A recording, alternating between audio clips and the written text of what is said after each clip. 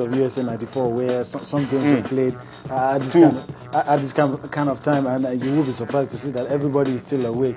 At some point, there was some sort of apathy. Even games that were played in the afternoon, most people didn't watch. But now that we're African champions, now that you have a coach who's bringing new players, you have a coach who's doing basically most of the things that we've always clamored for.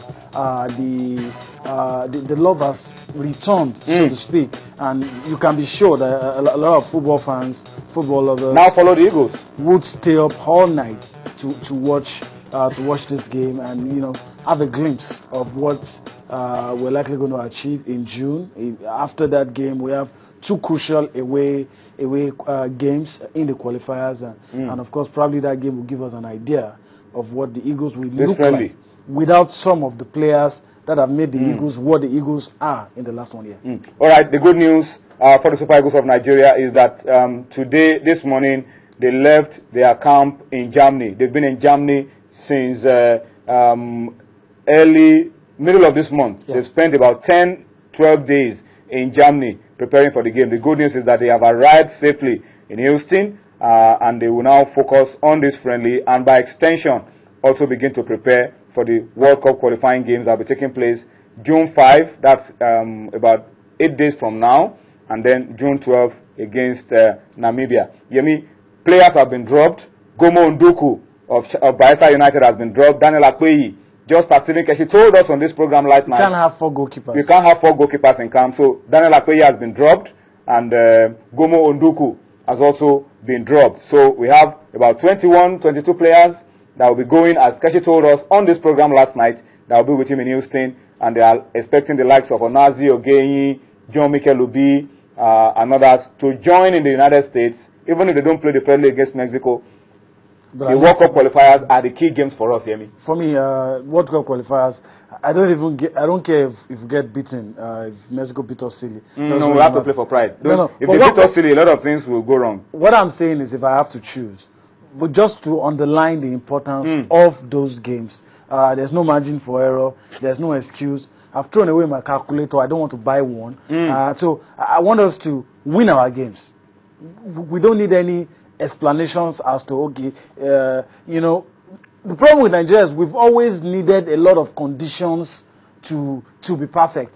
And, conditions will never be perfect in any competitive situation. You just have to do the right thing and leave everything in the hands of God. And in this situation, I don't want to be hearing ifs and what ifs. Go out there, win your games. If you win your game, you have no business expecting other results to go your way. Expecting favors from Namibia, expecting favors from Malawi, expecting Kenya to just roll over in Nairobi. We have to go to those places. And of course, you will understand the apprehension. Away games. I've always said it. Away games. Even at the height of our powers in 1994, we've always struggled with away games. And now that we are seeing those signs that we feared, players trying to pick and choose the games that they will play, players telling us they are injured, not really coming to camp to allow doctors to ascertain the level of their injuries, and those worrying signs are gradually. And another one, end of season. Yeah. Another one, end of season. And even those that eventually show up, come to those games and fatigued, put up lethargic performances. Mentally tired and all of that. I remember a game, one of the game that ensured that we didn't qualify for the 2006 World Cup in Germany, the away game, I think it was Mozambique. Angola. We lost the game. We were about 13 players went for the game. One defender that I don't want to mention his name for obvious reasons was somebody just pushed him off the ball and the ball just went into the net. And on the strength of that game, we won other away games, but just because of that game, at the end of the day, we started chasing the group. We were level on points, but because of that, and then in Kano, when we had a chance of overturning everything, we were also lackadaisical, and we lost the opportunity. But let's hope that won't be the case with these Eagles. So we wish them the best of luck. So for those of you that have been asking questions about when the game will be played, I think we've answered it tonight, 2 a.m. Saturday morning. That's when Nigeria will be playing United States of America. I'm not exactly sure if it will be live on any Nigerian TV station, but we've seen a lot of friendly games that we've played on TV. We've been able to watch a lot of them. This one should not be any different. I hope so. It shouldn't be any different. Okay? Yeah, but let's go quickly, and talk about another team that is also preparing for a major competition, the Flying Eagles of Nigeria. They've also been in Germany for a long time, and I think we deserve to give some kudos to the Nigerian Football Federation for the way they prepared these national teams. The Super Eagles, the Flying Eagles, keeping them in Germany. They are right now in Toulon, France, preparing for the Toulon International competition with some of the teams that will be going to the FIFA Under-20 World Cup. Fantastic test for these boys. 10 teams will actually be in that tournament, in that competition.